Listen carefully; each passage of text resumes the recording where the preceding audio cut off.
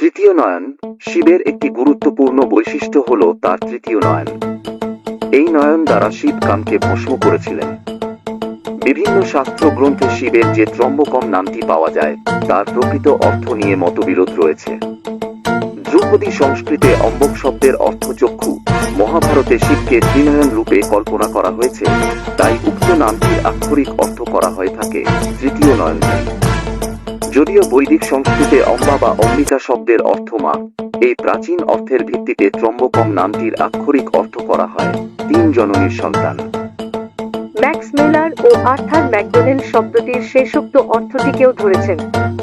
তবে শিবের তিন জননী সংক্রান্ত কোনো কাহিনীর প্রচলন নেই। তাই ওয়াশবার্ন হপকিন্স মনে করেন এই নামটির সঙ্গে তিন জননীর কোনো সম্পর্ক নেই, বরং অম্বিকা নামে পরিচিত তিন মাতৃদেবীর সঙ্গে এটি সম্পর্কযুক্ত। শব্দটির অন্য একটি অর্থ করা হয় যার তিন স্ত্রী বা ভগিনী বর্তমান।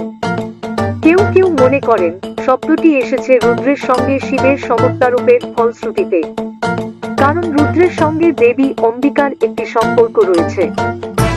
আপনি যদি শিবের একজন সত্যিকারের ভক্ত হয়ে থাকেন তবে চ্যানেলটি সাবস্ক্রাইব করুন এবং কমেন্টে লিখুন হর হর মহাদেব।